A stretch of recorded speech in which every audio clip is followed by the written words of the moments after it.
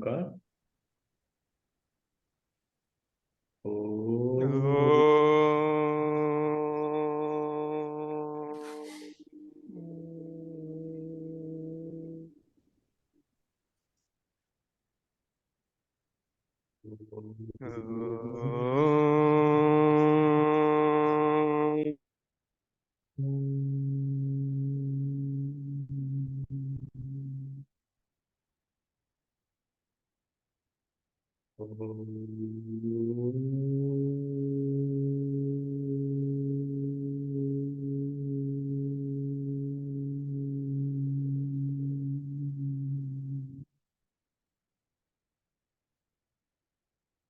गुरुर्ब्रह्मा गुरुर्विष्णु गुरुर्देवो महेश्वर गुरु साक्षात् परब्रह्म तस्मै श्री गुरुवे नमः। तस्मै श्री श्री गुरुवे नमः।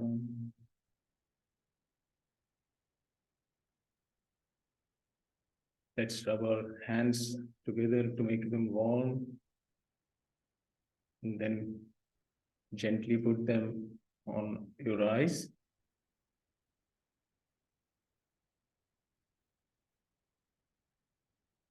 Becoming aware of our surroundings, gently open your eyes.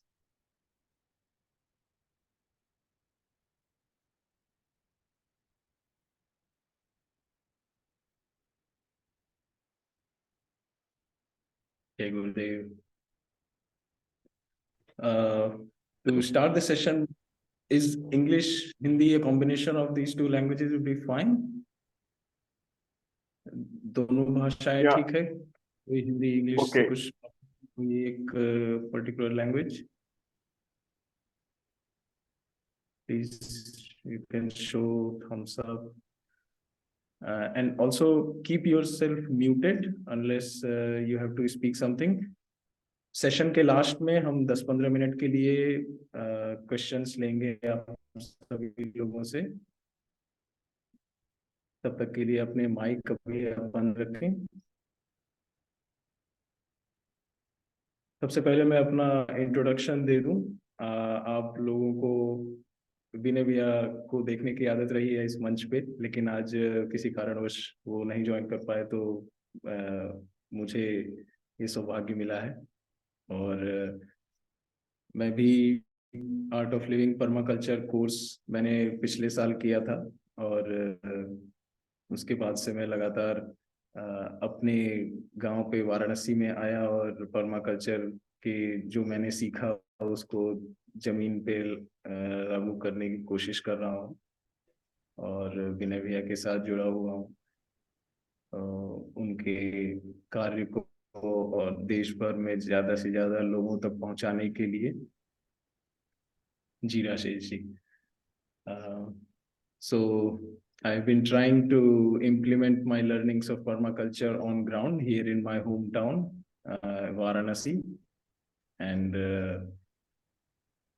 so if one would ask me to summarize my learning of permaculture in one short line, I would say that to have a healthy body, healthy life, one needs to eat healthy fruits, healthy vegetables, healthy grains, healthy milk.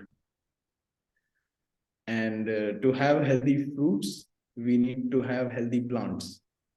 For healthy plants, we need to focus on a healthy soil. By healthy soil, we mean soil is not just a dust particle or a powdered rock. It's there are a lot of microorganisms in soil which needs to be healthy.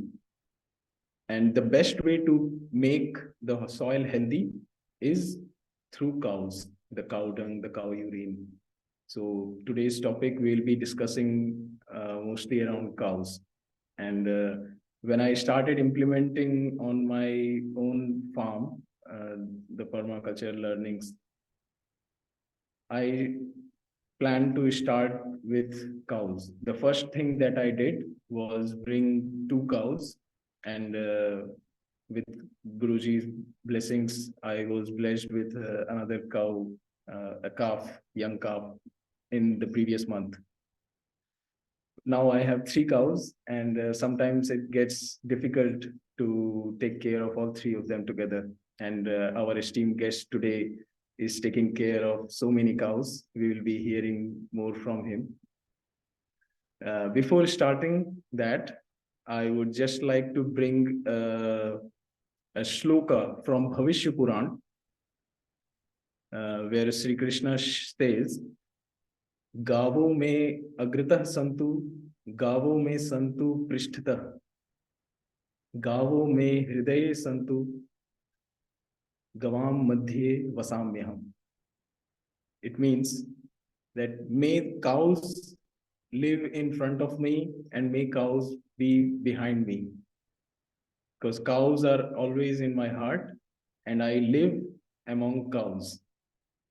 गाय हमेशा मेरे आगे भी हो, गाय मेरे पीछे भी हो, गाय सदा मेरे हृदय में निवास करे, और जहाँ गाय रहेंगी वहां मेरा निवास होगा. मैं गायों के बीच में घिरा रहूं हमेशा. तो ऐसे ही हमारे आज के गेस्ट हैं जो हमेशा गायों से घिरे रहते हैं और गायों की सेवा करते रहते हैं. उनका पैशन है कि गायों की सेवा करके और मिट्टी को स्वस्थ बनाया जाए. गाजियाबाद शहर से आते हैं हमारे आशीष सिंघल जी. ये आर्ट ऑफ लिविंग के टीचर भी हैं, नेचुरल फार्मिंग के टीचर हैं, और इनकी गौशाला है गाजियाबाद में. कुछ दिन पहले मैं इनके गौशाला के वीडियोस और फोटोज देख रहा था, तो उसमें चारों तरफ ऊंची ऊंची बिल्डिंगें हैं और बीच में इनकी गौशाला है. तो शहर के बीचों बीच ऐसी गौशाला, उस बिल्डिंग में रहने वाले भी लोग काफी लकी होंगे जिनको अपनी बालकनी और खिड़की से गौशाला के दर्शन होते होंगे. तो इसी के साथ आशीष जी, मैं आपका स्वागत करता हूँ. होस्ट आपको बना के स्पॉटलाइट में ला सकते हैं क्या मनोज जी? आशीष जी को स्पॉटलाइट में कैसे लाया जा सकता है? जय गुरुदेव. जय गुरुदेव जी. तो सबसे पहले आप अपना एक छोटा सा परिचय दे दीजिए. कैसे आपने क्या क्या किया जी. Yes, so I will speak both in Hindi and English, but जो हिंदी से में निकलेगा वो दिल से निकलेगा और जो इंग्लिश में होगा वो ट्रांसलेटेड होगा. तो दिल से सुनना है तो हिंदी में सुनिएगा, है ना, क्योंकि जो मातृभाषा में निकलता है वो वाकई दिल से निकलता है ना. So basically I am a mechanical engineer. I did my engineering in 1994, but prior to that, very few know that I passed the fighter pilot examination. I was in National Defense Academy for 9 months. So that's one exam that you can give once in a lifetime. So whenever things are down, I think of that exam, that if I could pass that, these exams are much easier. So I started this Gaushala about 8 years back, and turning point was basically many of you might have seen the video from Bene Bhaiya, Man in the Bus, that changed lives of many, and I was one of them. Few of his statements really touched the heart. कुछ अभी भी मेरे को याद हैं कि खाना सबको है, उगाना कोई नहीं चाहता, दूध सबको चाहिए, गाय कोई पालना नहीं चाहता, और पैसे से बहुत कुछ खरीदा जा सकता है लेकिन सब कुछ नहीं, और बहुत कुछ और सब कुछ के बीच में बहुत सारी चीजें अटक जाती हैं. ये 3 तो दिल को ऐसे छू गए थे पॉइंट्स कि बहुत कुछ दिमाग में, दिल में चलने लगा. एंड ये रहा कि इसको क्या कर सकते हैं, मतलब what can I do, what should I do, how can I do, why should I do. मतलब मेरा ये काम नहीं है, मैंने तो इंजीनियरिंग करी है, मैं क्यों करूं, कैसे करूं, ये तो बात के सवाल थे. सबसे पहले I try to find an answer of why should I do. Because I felt कि अगर why strong हो जाएगा किसी भी मंजिल का, तो rest of that will become a journey, a pleasant journey. जो भी रास्ते में आएगा तो वो एक सुहाना एक्सपीरियंस देके ही जाएगा। तो वाई के सवाल में ढूंढने लगा कि why should I do this. तो उसके कुछ कुछ मेरे को आंसर मिले, जैसे कि आज़ादी के समय देसी गाय 90 करोड़ थी, अब 9 करोड़ रह गई। कुछ नहीं करा तो ये भी खत्म हो जाएंगी। What legacy we are leaving behind for our children? Is it only the degrees which we will give, or some better future for them? That was one question for which I was looking for an answer. Second was, why are we falling so sick? ये एक बहुत बड़ा सवाल था, क्योंकि मैंने सोचा हम हेल्थ केयर की बात करते हैं, so are we really focusing on health और ऑन डिसीज? क्योंकि दोनों चीज में बहुत बड़ा फर्क है। इज इट डिसीज केयर और is it health care? Is it health insurance और डिसीज इंश्योरेंस? इन सब के मतलब, क्या इंश्योरेंस लेने से मेरी हेल्थ इंश्योर हो जाएगी? क्या हॉस्पिटल जाने से मेरी डिसीज खत्म होगी या हेल्थ इंश्योर होगी, हेल्थ वापस आएगी? फिर हमारे इंजीनियरिंग में there is a beautiful process of 5 why analysis. Many of you must be aware of it. For any problem we do that sort of analysis to get to the root cause why that is a problem. तो इसी 5 why analysis उधेड़ बुन में मैं थोड़ा सा पढ़ा रहा कि हम बीमार क्यों पड़ रहे हैं, ये इतना बीमार क्यों पड़ रहे हैं, जबकि हम देखते थे हमारे दादा दादी नाना नानी स्वस्थ रहते थे। एज में, उतनी एज में भी मतलब कभी ऐसा नहीं सुना कि नी रिप्लेसमेंट हो रहा है, कभी ऐसा नहीं सुना कि उनको कोई ऐसी प्रॉब्लम हो रही है। जाते थे छोटे में देखते थे तो बहुत फुर्तीले, बहुत एनर्जेटिक एंड बहुत हंसमुख दिखाई देते थे। What has changed? So I felt two things have changed in the past 60-70 years, and two revolutions have happened in this. One is the green revolution, the other is the white revolution. And what has been the outcome of these revolutions? What have we changed? So दोनों का answer मिला कि we have played with the nature. We have gone ahead, we have gone against the nature. चाहे वो green revolution की बात करें या white revolution की. So I felt the only solution is to take a U-turn and get back to what we used to do. So this, in short, was the turning point of my thought process. So why became so strong that rest of the issues were very less problematic, I would say. Yes, Mangi. जी आशीष जी, बहुत सही बात कही आपने। तो इसमें आपने तो ये तो हो गया इंस्पिरेशन की बात, कि आपको इंस्पिरेशन इससे मिली, आपने कैसे सोचा कि मतलब ये चीज तो करनी जरूरी है। और इसको जब आप जमीन पे उतारने लगे, तो शुरू में आपने क्या स्टेप्स लिए? और जैसे जो गाय हैं आपके यहाँ, वो आपने बताया कि वो दूध वाली गाय नहीं है, और तो उसको सस्टेनेबल बनाने के लिए फिर आपने कैसे कैसे इस कदम उठाए, उसके बारे में प्लीज बताइए। So once it became clear कि for all our problems, Desi cow has a solution. This became amply clear. I studied a lot of research papers, lot of documents, and this was clear in my mind that Desi cow is the solution. Now the point was, flats में तो रहते हैं, तो flats में we do not have any space. घर हो मतलब ऐसा independent, तो फिर भी एक बार को सोच सकते हैं we can keep a few cows, but that opportunity is not there in a flat. So what should be done? Now I started to look for how to do it. Why was clear. Now it was how to do it. So I started looking for places around. I found one of my acquaintance was running a dairy.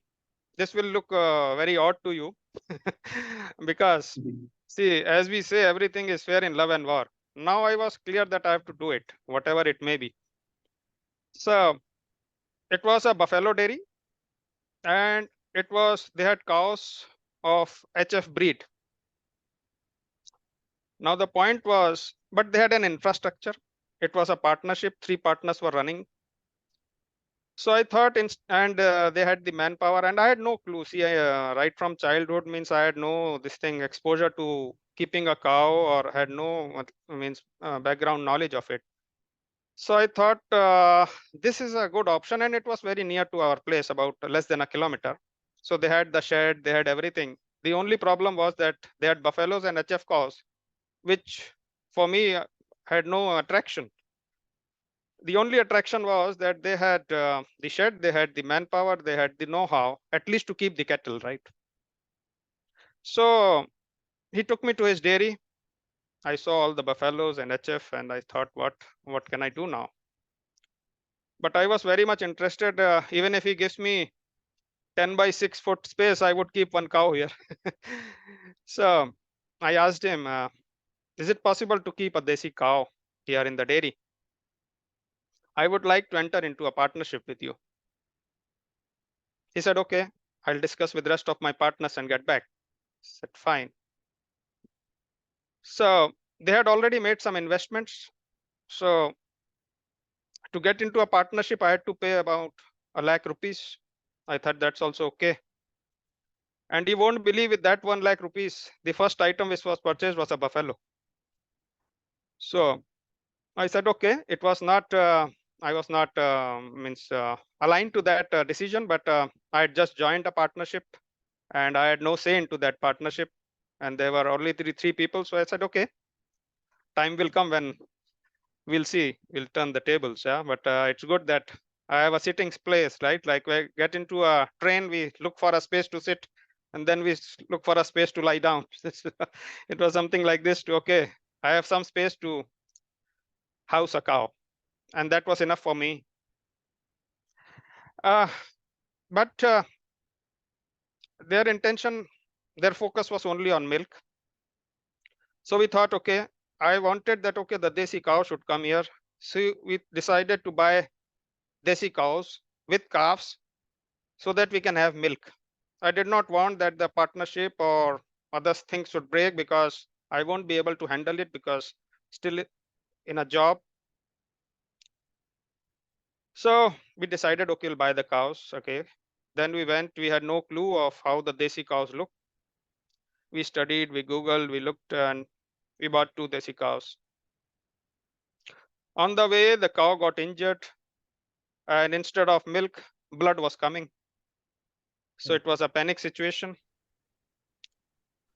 The calf died. All what should not have happened happened. It was a test. And the losses started to increase. As the losses started to increase, the partners started to run away, which generally happens. Yeah. Okay. Worst come worst, to dissolve the partnership, I had also to pay the payout to the partners. I said, okay, whatever may come, but I will continue. Sooner, all partners left. I was left all alone. But by that time, the positive thing was that I had gained some experience of handling the manpower, handling the cattle, handling the disease, things like this. That was the good part of that association. But the losses continued. But it was not bothering me, because I had my income from the job. I continued, and now it became very, very clear that milk is not a solution to sustain a Gaushala. In the meantime, 2 things also happened when we were in a partnership. 2 Gaushalas were closing down, and they had maximum non-milking cows. I took a unwise decision of paying to that Gaushalas and taking over their cows. I did not want those cows to roam on the streets, because once they are on the streets, either they are onto the slaughterhouse or into the hospital, and ultimately they die. So I thought there is no point keeping a Janmashtami Vrat and then not following what Krishna said. So whatever is in my this thing, I should do. I should not bother about the result. I should not bother how much I am able to do. but whatever is in my capacity, I should continue. I continued, the struggle continued. And that is the best part. When there is a problem, you look for solutions. When there is a loss, you look for opportunities, how to make it profitable, how to make it sustainable. So I started to looking into various topics. What can be done for a cow dung? What can be done for a Gaumutra? It was very, very clear that these are the necessary ingredients for farming, as Mengji was explaining. Natural farming, permaculture, for everything, we need a desi cow and a Gaumutra, the cow dung. Because each gram of cow dung has 300 to 500 crore of microbes. So it's a necessity. Without that, life is not sustainable on this planet. It's clear. So while I was looking for solutions, I took various trainings. I can also maybe show you some of the products to give you an idea how this journey started, what all we started to make. This, if you see, is a cow dung brick, right? It's also a patented product in India. Dr. Shiv Darshan Malik is PhD chemistry. He researched on this and made this product. It's pretty light. And best part is you don't create pollution because it is sun dried. The other part, it is so insulating, you can have a delta of around 10 degrees. Third, because of cow dung, it absorbs all the radiations. So it's pretty healthy to make a house out of these bricks. Then of course, these small products like a cow dung or the manure, of course, this is needed. Then we started to make some of these items which can be used as decorative items. Then these diyas during the Diwali, the Lakshmi Ganesh Murtis, the dhup sticks, the soap from the cow dung. These things you can make, you can put it in your house. The other important is this cow dung log. I will speak about this later. What's the significance of this? This is also researched, by the way, in IIT Delhi, and the calorific value was found pretty high.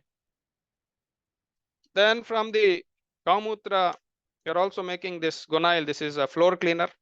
Again, the significance I will share.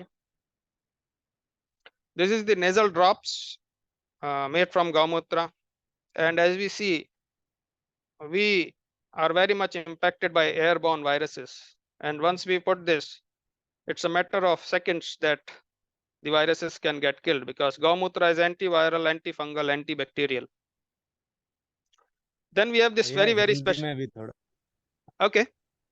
Yeah, it's actually the flow which takes you to this. Anyway, so maybe I'll cover this again. ये जो product है, it's a बहुत ही special product है. This is again a patented product, and this has been researched. Dr. Rakesh Chand Agarwal जी हैं, PhD chemistry, IIT Mumbai, 1973 batch के. उन्होंने इस पे 2 साल रिसर्च किया एंड 300 बार उनके सैंपल फेल हुए.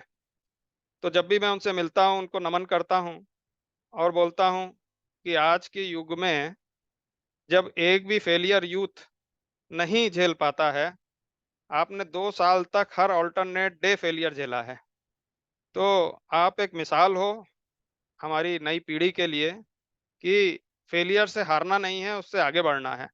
और आगे इतना बढ़ना है कि आप एक ऐसा प्रोडक्ट बना दो जो आने समय तक एक मिसाल साबित हो. उसको पेटेंट तक आपने कराया और कितने लोगों को इससे फायदा हो रहा है. बहुत सारे रिसर्च पेपर्स गौमूत्र पे हैं, बहुत सारे, एंड हमारे शास्त्रों में इसका वर्णन है. भगवान धन्वंतरी का इसमें वास बोला गया, जो आयुर्वेद के भगवान हैं. लेकिन प्रॉब्लम केवल और केवल एक रही कि इसको पिया कैसे जाए. जब से गाय जो हैं घर से बाहर हो गई, गौशाला में जाके डेली ताजा गौमूत्र पीना लगभग असंभव हो गया. एंड उसका ऑल्टरनेट जो सोल्यूशन अर्क के फॉर्म में निकाला, वो उसकी इफेक्टिवनेस काफी कम हो गई क्योंकि उसको स्टीमिंग करा। तो इसमें जैसे हमने पाया सोना 9 मिलीग्राम मिला 1 लीटर में, अर्क में रफली 1 मिलीग्राम रह जाता है। एंड जब हमने ये देना शुरू किया तो कैंसर से लेके टीबी, टीबी भी एक्सडीआर टीबी जो एक्सेसिवली ड्रग रेजिस्टेंट टीबी है, antibiotic resistant bacteria, asthma, kidney वाले पेशेंट, लीवर वाले पेशेंट, सबको चमत्कारिक लाभ मिले। एंड ये एक ऐसा प्रोडक्ट है जो कि एक हेल्थ केयर के लिए न्यूट्रिटिव सप्लीमेंट की तरह बहुत कारगर साबित होने वाला है। और इससे जो है गौशालाएं जो हैं आत्मनिर्भर तो छोड़िए प्रॉफिटेबल साबित होंगी।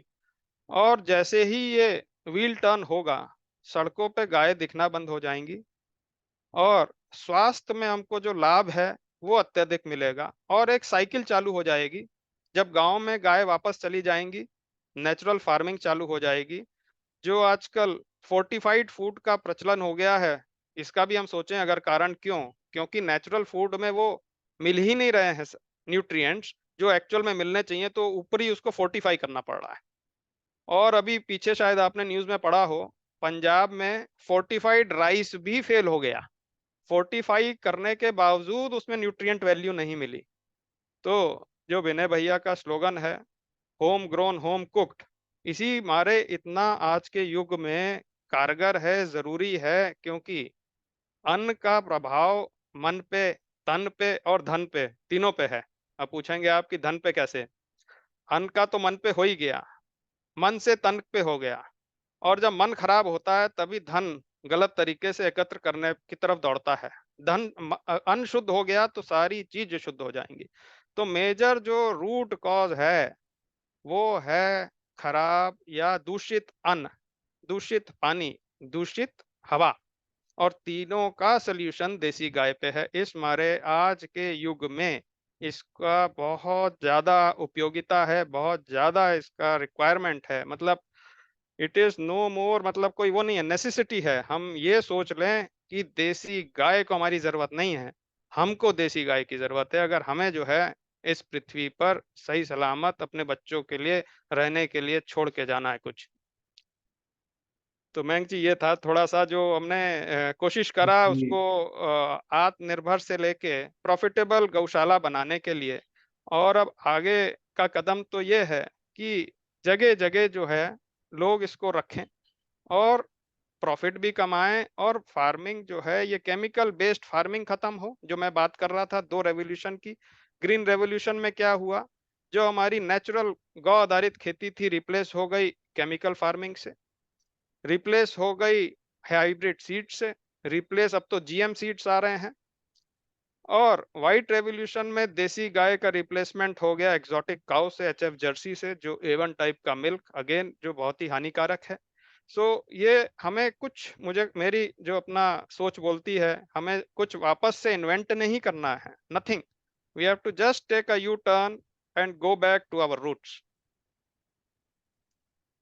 जी, बहुत ही सुंदर तरीके से आपने पूरा अपनी जर्नी भी दिखाई हम लोग को।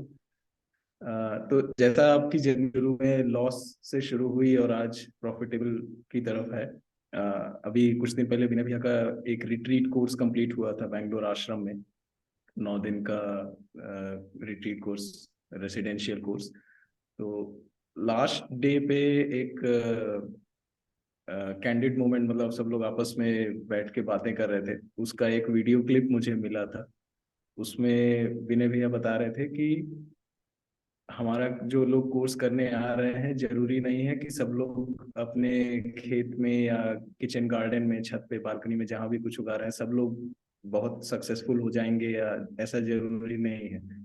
लेकिन जितने भी लोग होंगे, क्योंकि उनके कोर्सेज में एक जो बियॉन्ड फैक्टर होता है, जो टेक्निकल प्लांट ग्रोइंग या सॉयल हेल्थ या इन सब चीजों से ऊपर एक मन को और दिल को जो छूने वाली जो बात होती है, वो जब रहेगा तो आदमी सक्सेसफुल अगर तुरंत सक्सेस नहीं भी मिल रही है तो कम से कम उसमें जुटा रहेगा और उसकी तरफ बढ़ेगा। तो जैसे आपकी जर्नी थी कि शुरू में लॉस भी हुए, लेकिन फिर भी आप उसी दिशा में डटे रहे।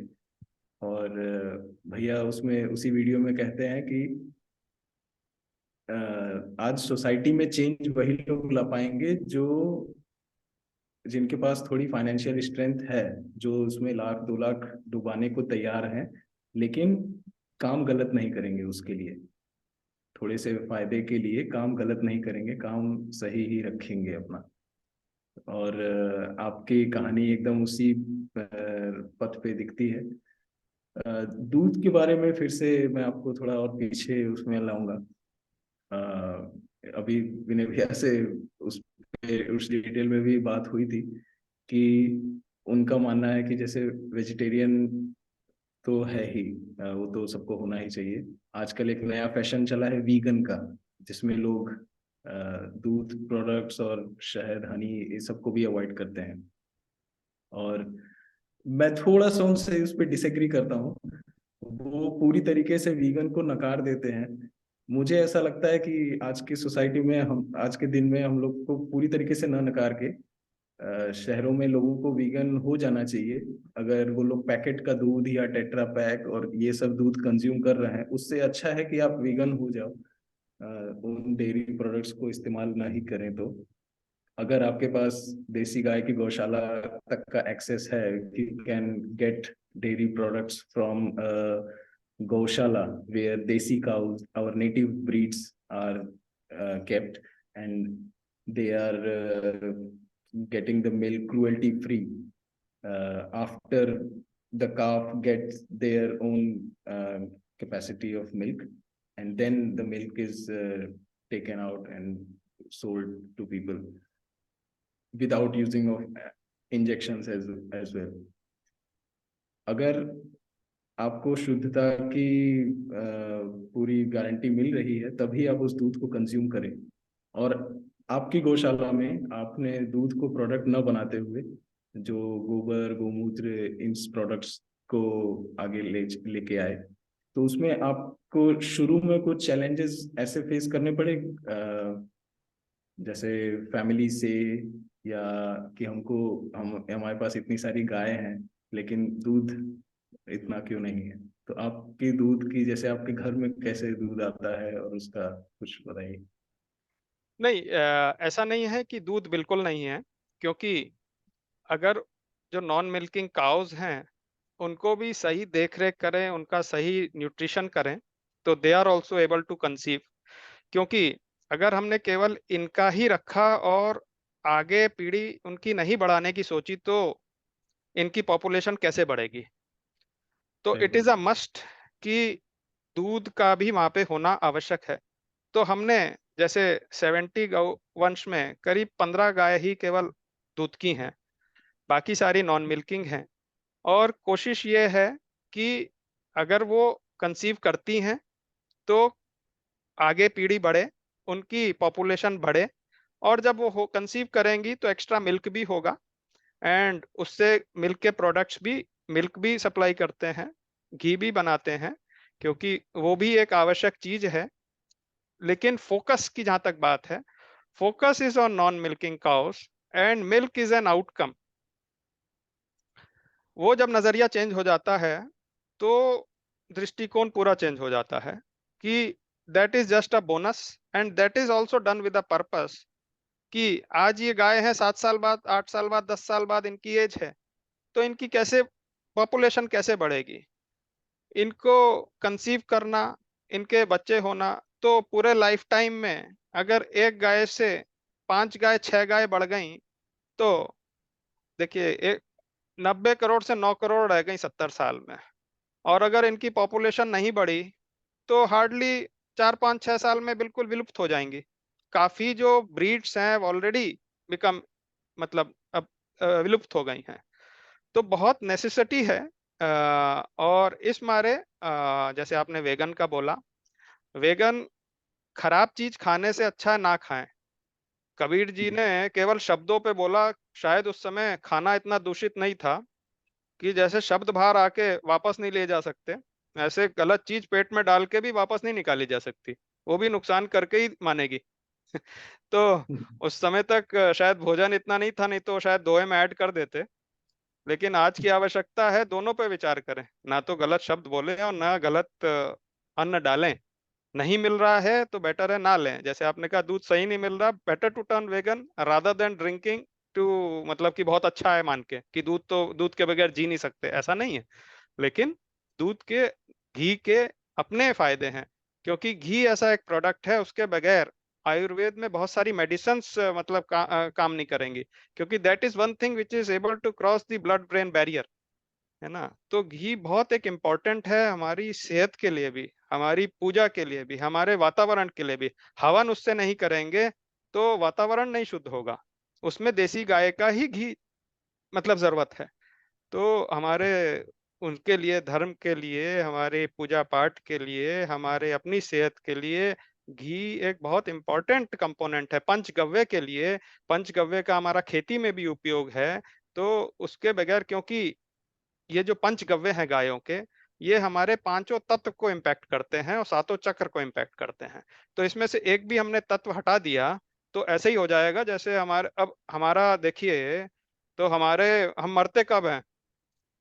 एयर तत्व खत्म हुआ तभी मरते हैं ना। एक तत्व खत्म होने से मतलब सोचिए हम मर जाते हैं। हम्म? तो इसी प्रकार से पांचों तत्व की अहमियत है। गोबर गौमूत्र is just two of the components. उसके अलावा दूध, दही एंड घी, ये भी तीनों चीज मिला के पांच तत्व बनते हैं। तो हम उनको वो नहीं मान सकते कि उनकी आवश्यकता नहीं है, उनकी भी उतनी ही उपयोगिता है। जी जी। घी की बात से याद आया कि अभी कुछ दिन पहले मैं न्यूट्रिशन के बारे में भी पढ़ रहा था। आजकल लोगों ने घी, तेल, ये सब अवॉइड करना शुरू किया है, और उतनी ही स्पीड से लोगों में विटामिन B12 और विटामिन डी की कमी हो रही है। तो थोड़ा नॉलेज मुझे ऑनलाइन मिला कि हम विटामिन डी के लिए धूप में बैठते हैं। हालांकि फ्लैट में तो धूप मिलना मुश्किल है आजकल लोगों को, और ऑफिस टाइमिंग के कारण सुबह निकलते हैं जब धूप नहीं रहती, और शाम को तब लौटते हैं जब अंधेरा हो जाता है। मेरा भी ऐसा रूटीन था जब मैं IT इंडस्ट्री में था पहले। तो अभी मुझे नया नया ज्ञान मिला है इस पे कि शरीर में घी तेल का कितनी अहमियत है। अगर वो नहीं रहेगा, क्योंकि विटामिन डी बॉडी खुद से बनाती है धूप की प्रेजेंस में, और विटामिन डी फैट सॉल्युबल है, और उसके लिए घी और तेल का रहना जरूरी है, तभी वो बन पाएगा और बाकी ऑर्गन्स को मिल पाएगा। और अगर घी तेल छोड़ देंगे या रिफाइंड तेल लेंगे जो कि बॉडी में उतनी अच्छी तरीके से एब्जॉर्ब नहीं होता है, तो इन सब चीज़ों की प्रॉब्लम आएगी। बिल्कुल सही कहा। और विटामिन B12 की कमी से फिर आगे और दिक्कतें होती हैं। आयरन अच्छे से एब्जॉर्ब नहीं होता है, तो आयरन के लिए विटामिन B12 होना जरूरी है।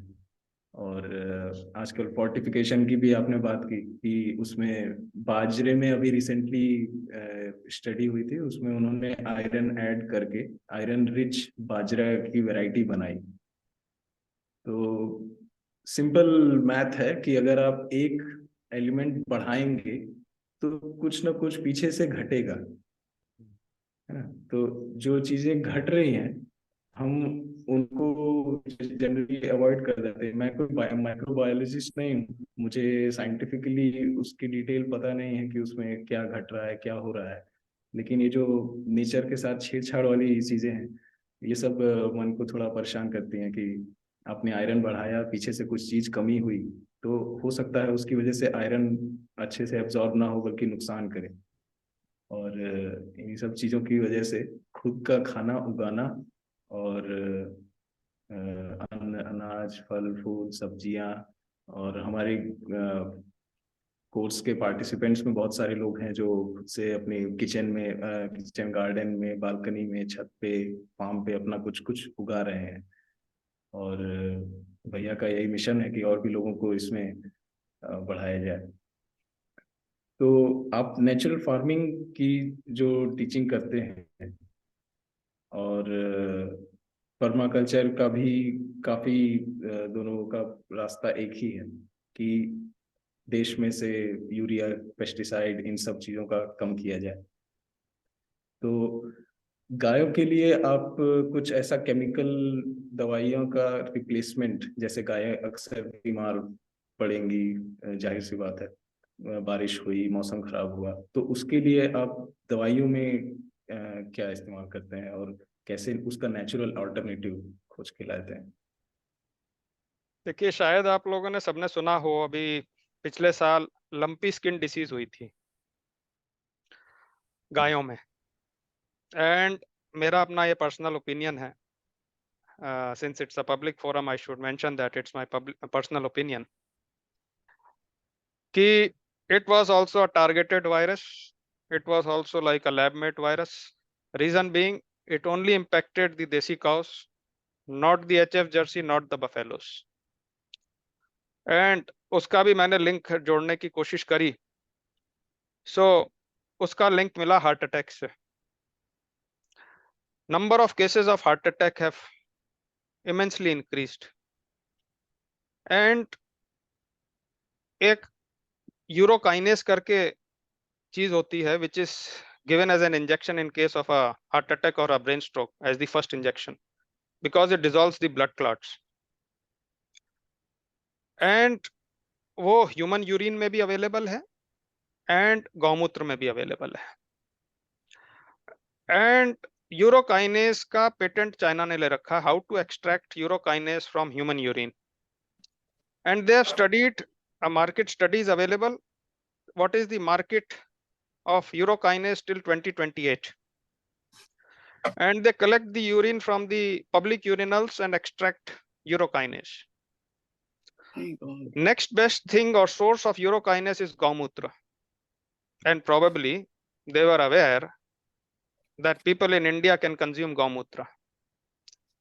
And secondly, they are aware that natural farming or permaculture is not possible without a desi cow.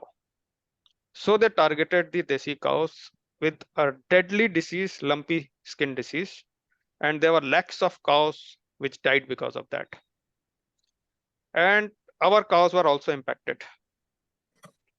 So I discussed with Dr. Rakesh Chand Agarwal ji, when our first cow was impacted with this, what should we do?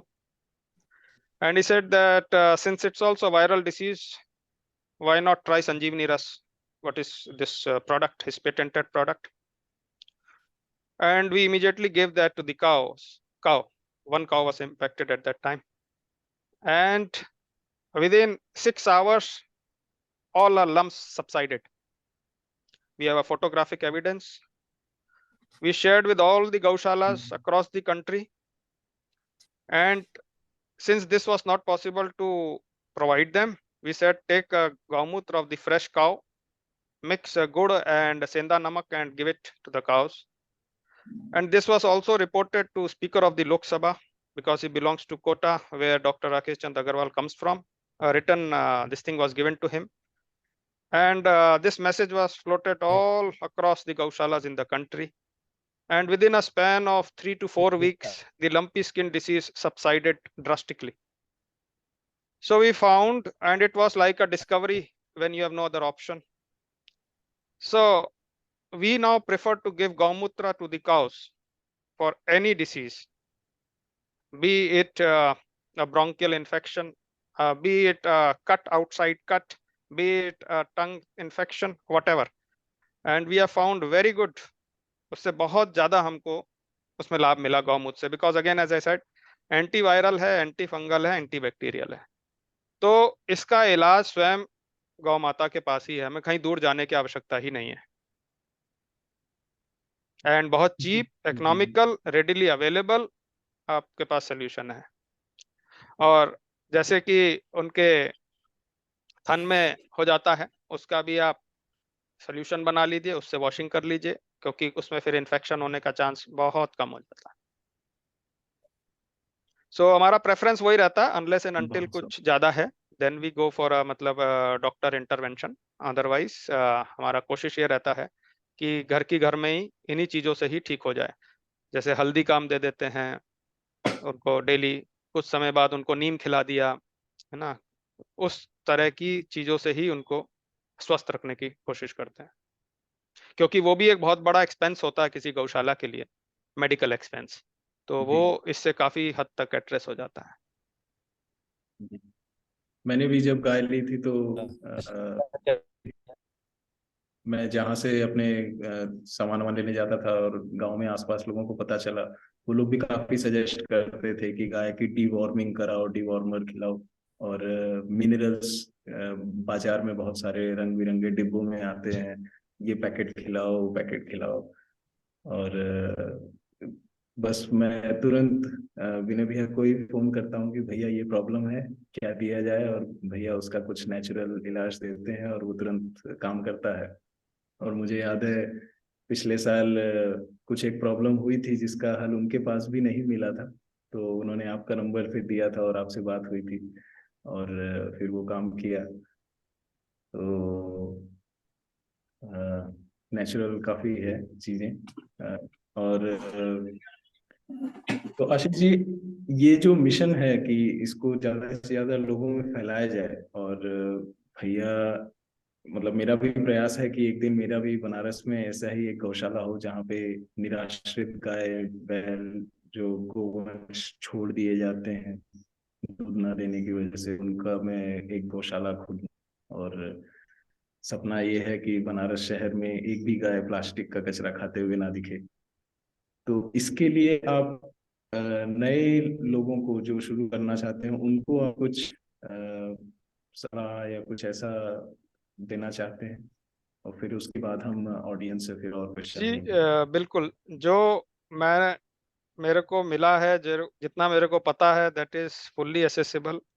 उसके लिए मैं कभी भी कहीं भी 24 घंटे सातों दिन अवेलेबल हूँ, कि किसी को भी किसी भी प्रकार की जो मेरा अनुभव है उससे किसी का फायदा होता हो, तो उसके लिए आई एम फुल्ली अवेलेबल। कभी भी आप मेरे से संपर्क कर सकते हैं कि उसमें क्या हम प्रोडक्ट बना सकते हैं, उसकी फ्री ट्रेनिंग दे सकते हैं।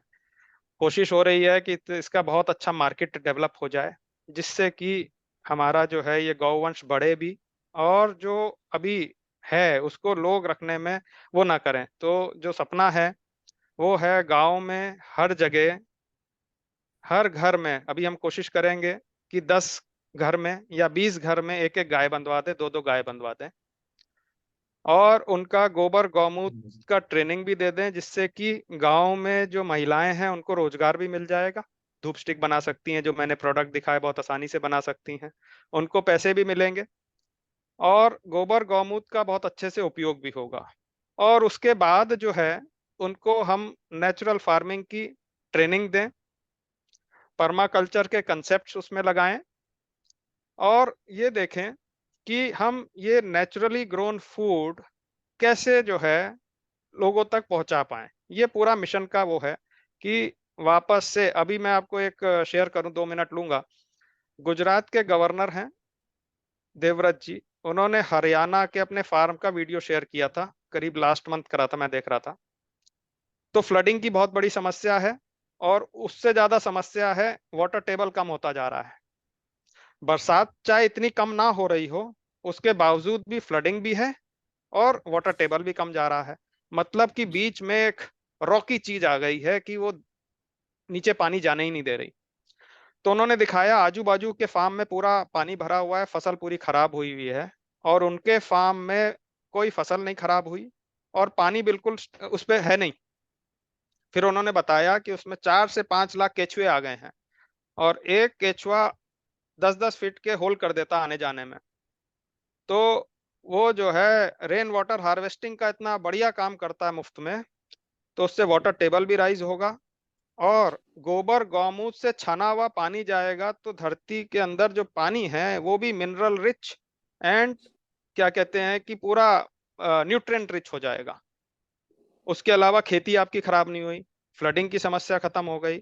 सो आई वाज़ ट्राइंग टू से कि जब वहाँ पे हम गाय रखवाएँगे तो फार्मर की इनकम, गवर्नमेंट का टारगेट तो ट्वाइस है, लेकिन मेरा एस्टिमेशन है एटलीस्ट 10 टाइम्स हो जाएगी उसकी, provided he is able to do natural farming, क्योंकि उसका पूरा व्यवस्था ही खराब कर दी गई है। केमिकल उसको हर साल पिछले साल के मुकाबले ज्यादा डालना है, पेस्टिसाइड उसको हर साल पिछले मुकाबले ज्यादा डालना है, बीज उसको हर बार नए लेने हैं। तो उसके पास दो ही रास्ते रहते हैं, या तो फार्मिंग छोड़ के शहर आ जाए, और नहीं तो वो फांसी का फंदा लगा ले। उसकी अगर स्थिति देखें तो ज्यादा ऑप्शन बचते नहीं है बेचारे के पास। जब वो ये वाला करेगा कंसेप्ट तो उसको पैसे बचेंगे ही बचेंगे।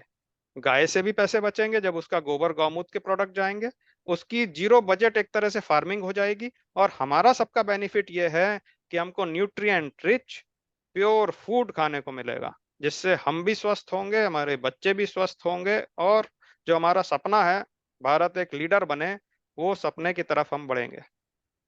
बहुत सही जी, जी। और अभी जो लोग जिन लोगों को न्यूज़ मिली होगी कि अभी ग्लोबल क्राइसिस चल रहा है केमिकल फर्टिलाइजर का, यूरिया डीएपी का, जो और इसकी वजह से यूरिया पेस्टिसाइड इन चीज़ों के दाम भी बढ़ने वाले हैं, तो फार्मर का प्रॉफिट रेशियो और कम होने वाला है जो केमिकल बेस्ड फार्मिंग करते हैं। तो उनके लिए ये एक और मोटिवेशन रहेगा कि वो लोग गाय को जरूर रखें। जी अब हम लास्ट के 5-6 मिनट सिर्फ बचे हैं, ऑडियंस में से कुछ क्वेश्चन ले लेते हैं। मैसेज चैट में आया है, सुरेंद्र जी पूछ रहे हैं कि how about using Amul Mother Dairy cow milk. इसके बारे में आप ही कुछ अच्छे से बताइए।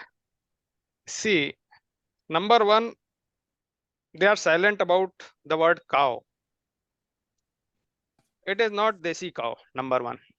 So that is a A1 type milk, and there are a lot of research papers available. You can search. There is a book by a New Zealand author, Devil in the Milk. So there is a compound called BCM7, which when released in the blood is responsible for many diseases. So that milk is not healthy. मतलब वही plus रही सही कसर उसको pasteurise करके कर दी। तो as Mayank ji was saying कि better not to drink, not to eat something which is harmful, उसको छोड़ दें, त्याग दें। उससे क्या फायदे होंगे? Automatically they would look for options, what is the, क्योंकि customer should drive the market, you demand and then these companies should come forward and provide. Milk की डिमांड अगर देसी गाय की भी बढ़ती है, that is a welcome step, at least people will think into it, and when the demand is more than is less than the supply, automatically the rates will go up automatically. So we should demand the right thing rather than consuming what is served on our plate, what is put on our TV screens. अच्छा भैया, एक question था मुझे। ये गौमूत्र जो है, आपने बताया कि उसका गोल्ड कंटेंट जो है अगर डायरेक्ट लिया जाए तो अच्छा है, तो उसको जो है अगर जैसे जब गाय बच्चा देती है उसके कितने दिन पहले तक या कितने दिन बाद तक उसका डायरेक्ट लिया जा सकता है, और डायरेक्ट यूरिन लिया जा सकता है क्या? See, raw gaumutra has a life, few hours. Second, if the cow is basically in a closed environment, जहाँ पे वहीं गोबर कर रही हैं, वहीं वो बैठ रही हैं, आजू बाजू की भी वो हैं, तो there are chances that during collection also there are few bacteria there in the गौमूत्र। एक तो वो है। सेकेंड, उसको छान के आप तुरंत ले सकते हैं।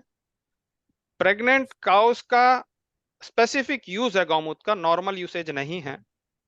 सो जब 3 महीने करीब रह जाएं डिलीवरी को, एंड 2 months आफ्टर दैट, वो गौमूत्र हम जनरल यूज के लिए नहीं लेते हैं, वो स्पेसिफिक फीमेल डिसीजेस के लिए यूज करा जा सकता है, but not as a general this thing, because उसमें जो है कुछ कुछ कंपाउंड्स आते हैं उस दौरान, जो कि हम उस समय नहीं लेना चाहिए हमको। But per se, if you have your own gaushala, if the cow is in a clean environment, you can consume. But I would still suggest before consuming, get a lab tested। केवल उसमें microbiological करा लीजिए कि उसमें कुछ bacteria तो नहीं है, क्योंकि अगर वो बैक्टीरिया हैं तो वो ग्रो बड़ी जल्दी करते हैं, है ना। So that was the reason why ARC was made, and that is the reason why Sanjeevani Rus has been made, so that वो वाला जो टेंशन है कि इसमें बैक्टीरिया तो नहीं है, वो खत्म हो गया। बिकॉज इसका जो है नेचुरल इंग्रेडिएंट से पीएच इतना कर दिया है, इस पे इंटरनेशनल जर्नल में भी पब्लिश हो गया अभी तो, कि उसमें एनवायरनमेंट में कोई बैक्टीरियल ग्रोथ नहीं हो सकता। Thank you. लेकिन बछिया का तो दूध हाँ। लिया, बछिया का तो मूत्र लिया जा सकता है, बछिया जिसे अभी फ्रेश देखिए रहता हो। हाँ, सबका लिया जा सकता है, provided there are no bacteria in that, provided it is taken अपना टाइमली, है ना। बछिया के साथ भी वही है। सी अगर उसके बॉडी में कहीं गोबर लग गया, गोबर डिकम्पोज टाइप से हो गया, प्रॉपर सफाई नहीं करी जहां वो बैठ रही है, तो मूत्र आप कलेक्ट करोगे तो उसमें भी उसके द्वारा बैक्टीरिया का इनग्रेस हो सकता है। थैंक यू भैया, थैंक यू। तो IVRI की एक रिपोर्ट भी आई थी, शायद आप लोगों ने देखी हो, कि gaumutra is not suitable for human consumption. Reason was that they checked the raw gaumutra and उसमें उनको बैक्टीरिया मिले। अब वो कितने समय बाद उन्होंने रख के करा, क्या करा, बैक्टीरिया ग्रोथ के मारे ही उन्होंने ये बोला कि वो नहीं है। इसी मारे अर्क का जन्म हुआ, इसी मारे इस प्रोडक्ट का जन्म हुआ कि गौमूत्र तो फायदे का है, इसमें कोई डाउट नहीं है। भगवान धन्वंतरी का वास है उसमें, जो आयुर्वेद के हैं भगवान, ये भी इसमें कोई डाउट नहीं है। उसका मतलब क्या है कि ये सारी मैक्सिमम बीमारी पे काम कर सकता है। ओनली पॉइंट और only deterrent are two things, one, उसमें कहीं बैक्टीरियल ग्रोथ तो नहीं है, सेकंड उसका स्मेल और टेस्ट सबको नहीं भाता है। ये दोनों ही चीजें इसमें एड्रेस कर दी। 2 साल मतलब ये तपस्या का फल है। तो मैं इस मारे इसको करता हूँ प्रमोट, क्योंकि इसमें सारे मतलब आपको कोई सप्लीमेंट लेने की आवश्यकता नहीं है, सारे इसमें विटामिन्स हैं, सारे इसमें मिनरल्स हैं, गोल्ड है, सिल्वर है, शिलाजीत है, यूरोकाइन, ये तो हम टेस्ट करा पाए। इसमें 388 मेडिसिनल कंपाउंड्स बोले जाते हैं गौमूत्र में, लेकिन वो अच्छाई के साथ कहीं बैक्टीरिया हमारे अंदर ना चला जाए, ये डर जो है, और उसका स्मेल टेस्ट के मारे मैंने भी लेना छोड़ दिया। जब मेरे को ये पता चला, पहले मैं भी ले रहा था फ्रेश, वंस ये पता चला then I stop taking it. मैंने कहा कि it's not the right way, क्योंकि हमारे भी एनक्लोज्ड एनवायरनमेंट में रहती हैं, जहाँ पे खड़ी हो रही हैं वहीं पे बैठ रही हैं अगर, तो गोबर हर बार नहीं साफ हो सकता। रबड़ के मैट्स हैं, इसके इधर उधर बैक्टीरियल ग्रोथ काफी हो जाता है, क्योंकि उसका बहुत अच्छे से एक हर वक्त नहीं सफाई रख सकते, ये कारण है इसका। तो ऑडियंस के लिए मैं एक फॉर्म शेयर कर रहा हूँ चैट बॉक्स में, ये फीडबैक फॉर्म है इस सेशन के लिए। आपको तो कुछ फीडबैक हो तो वो आप उसमें शेयर कर दीजिए। और देव यादव जी, आपका कुछ क्वेश्चन है? जी जी जी, थैंक यू, है ना। आशीष जी नमस्कार, आपने बहुत अच्छी जानकारी दी। और मैं खुद भी एक आईटी इंजीनियर हूँ सर, और 2-2.5 साल पहले मैंने भी वो वीडियो देखा था, और उसके बाद मैंने पर्माकल्चर बिगनर्स कोर्स किया था। और करीब मैंने 5 एकड़ जमीन लेके और उसके ऊपर एक काम करना स्टार्ट किया। एक बहुत प्रैक्टिकल प्रॉब्लम है जो मेरे ख्याल से काफी लोगों को आ सकती है, जो मैं फेस कर रहा हूँ। और मैं देसी गाय मैंने स्टार्टिंग में ली, 2 देसी गाय 2 बछिया के साथ। और आज 2 साल बाद उनकी जो पॉपुलेशन है वो हो गई है मेरे पास करीब 7 जानवर हो गए हैं, बछिया और गायों को मिला के। अब मेरे साथ समस्या ये आ रही है सर कि बीइंग एन आईटी इंजीनियर, मैं अभी भी जॉब में हूँ, यहाँ पे मैंने कुछ हेल्पर्स रखे हुए हैं, और मैं वीकेंड पे किसी तरह से मैनेज कर रहा हूँ जॉब के साथ साथ। तो अब क्या है कि मेरा यहाँ पे जो फार्म पे जो हेल्पर्स हैं उनका ज्यादा समय जो है वो काऊ की केयर में जा रहा है, instead of working on other things, जैसे नेचुरल फार्मिंग है या खुद का खाना उगाना है। और दूसरी जो समस्या है, जो सबसे बड़ी एक आप कह लीजिए कि मैं खुद भी कंफ्यूज्ड हूँ कि मैं इसका क्या करूँ। कि अब जैसे ये बहुत कॉमन सी चीज है कि मैं रख सकता हूँ, लेकिन उसके लिए आपको डेफिनेटली हेल्प की जरूरत पड़ेगी। आप जैसे जैसे आपकी नंबर्स ऑफ लाइफ स्टॉक बढ़ेगा, और इसके साथ साथ क्या है कि जब हम बछड़े हो जाते हैं, देव जी, है हम ना। समय से थोड़ा ऊपर जा रहे हैं, तो आप कृपया कम शब्दों में अपना प्रश्न पूछ लीजिए। जी जी जी, मैं सिर्फ ये चाह रहा हूँ कि इसका क्या प्रैक्टिकल सॉल्यूशन है, क्योंकि हर कोई गौशाला नहीं रख सकता और नहीं बना सकता। तो उसके लिए जो है कैसे मैनेज किया जाए, बिकॉज जब आपके पास जब पशु ज्यादा हो जाए तो फिर आपके पास क्या सॉल्यूशन है, उसका क्या क्या सॉल्यूशन है? कि हम ब्रीडिंग बंद कर दें? क्या सॉल्यूशन है उसका? मेरा सुझाव रहेगा, ब्रीडिंग कतई बंद ना करें, क्योंकि यू आर फॉर्चुनेट की ब्रीडिंग हो रही है, गाय की पॉपुलेशन बढ़ रही है, you are among the fortunate ones. तो अभी जैसे बहुत बड़ी गौशाला है, ये आप ही के साथ नहीं, बहुत बड़ी बड़ी गौशाला के साथ भी ये प्रॉब्लम आती है। सो दे डू इनटू ऑक्शन, है ना, ऑक्शन करते हैं, और उनको जो है जो सही से रख पाए, उनको पैसों से भी या वैसे भी दोनों तरह से आप दे सकते हैं। तो जो अब हमारे सब लोग जुड़ रहे हैं, सबको गाय की आवश्यकता पड़ेगी। So you could be a source of providing them, you see that as an opportunity, not as a problem, कि you can become a source of providing good desi cows to the people who need. That's my suggestion. Okay. और कभी भी आपको दिक्कत आए तो आप गाजियाबाद तो भेज ही सकते हैं। Thank you sir. जी, थैंक यू देव जी। एक और लिंक मैं शेयर कर रहा हूँ चैट बॉक्स में। ये हमारे आने वाले HGHC programme home grown home cooked course का लिंक है। इसमें हम डिटेल में गाय के बारे में और गाय से मिट्टी, मिट्टी से पौधे, हवा, पानी, सबकी बातें करते हैं। तो अगर आपको लगता है कि आपकी जानकारी में कोई है जिसको आपको खुद अगर इसको डिटेल में जानना है, और आपकी जानकारी में और जो लोग हैं जिनको ये जानकारी चाहिए, जो कुछ इस रास्ते पे देखना चाहते हैं, तो मयंक जी, वो मैं इस इसके बारे कोर्स में दो चीज बोलना चाहूंगा। When G I G witness this अपना पर्माकल्चर के कंसेप्ट्स, तो आज के जी युग में बहुत ज्यादा इंपॉर्टेंट है, because majority of us are staying in flats, है ना, बालकनी में थोड़ी जगह है। लेकिन I went to one location in near Gurgaon and I was amazed to see, amazed मतलब मेरी आंखें, मैंने उसका वीडियो बना के बहुत जगह दिखाया। उन्होंने सूटकेस में, उन्होंने ऐसी ऐसी जगहों में सब्जी उगाई हुई थी जो हम सोच भी नहीं सकते। सो मतलब मेरे आंखें खुल गई कि हमारा क्या, नेचुरल फार्मिंग में बालकनी वाला तो है एक टॉपिक, लेकिन हमारा major focus on natural farming in farms villages पे थोड़ा और ज्यादा रहता है। तो हम स्टैंडर्ड उसमें चलते हैं, लेकिन ये देख के कि एक सूटकेस में भी कोई उगा सकता है सब्जी, एक वाटर केटल में भी उगा सकता है, ये पर्माकल्चर के कंसेप्ट से ही पॉसिबल है। एंड आई वुड से कि वो आपकी पूरा आउटलुक चेंज कर देगा कि आप अपने बालकनी में क्या क्या उगा सकते हैं with that. So I would strongly recommend and suggest that people should go for this. और उससे अच्छी सेहत जो है, अपनी सेहत अपनी हाथ में लेने से अच्छा कुछ नहीं है, और ये बहुत आसान साधन है उसको लेने का। जी जी।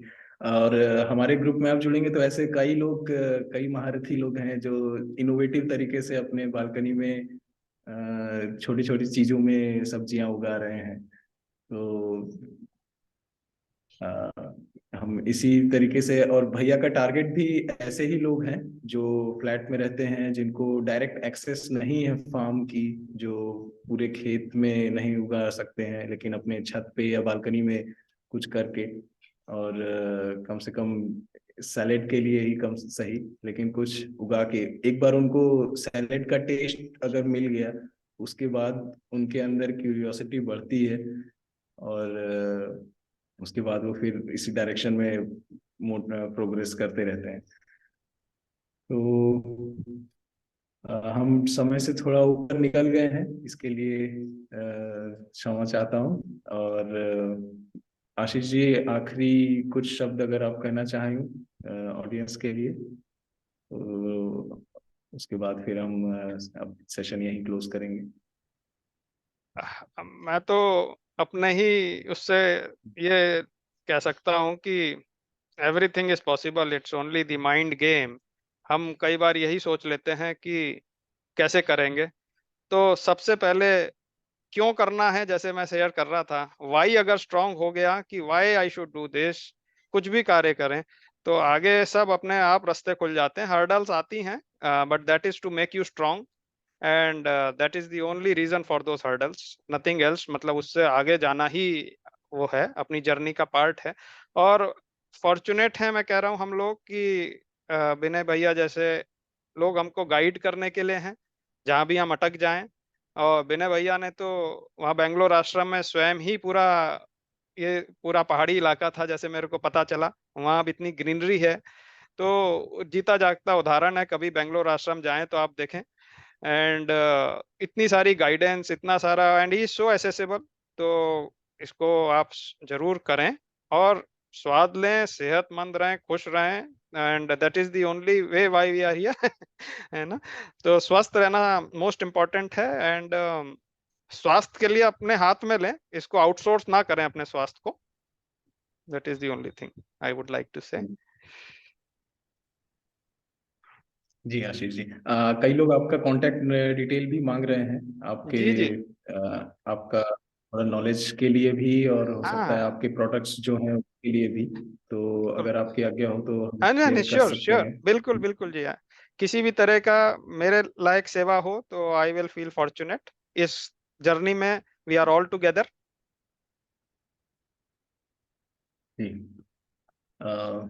मीनल जी कह रही हैं home grown link is not working.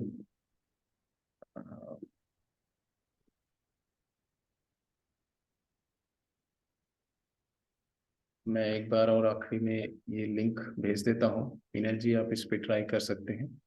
हो सके तो ग्रुप में भी डाल दीजिएगा जी, लिंक्स वगैरह। व्हाट्सएप ग्रुप में भी हम शेयर कर देंगे, आपका कांटेक्ट डिटेल्स भी शेयर कर देंगे, और कोर्स का और फीडबैक फॉर्म का भी हम शेयर कर देंगे सबके लिए।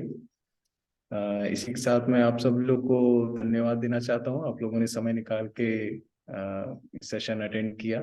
Thank you very much, and जय गौ माता। थैंक यू जय so much Gurudev. Everyone. Thank you मैंग ji. Thank you sir. Thank you.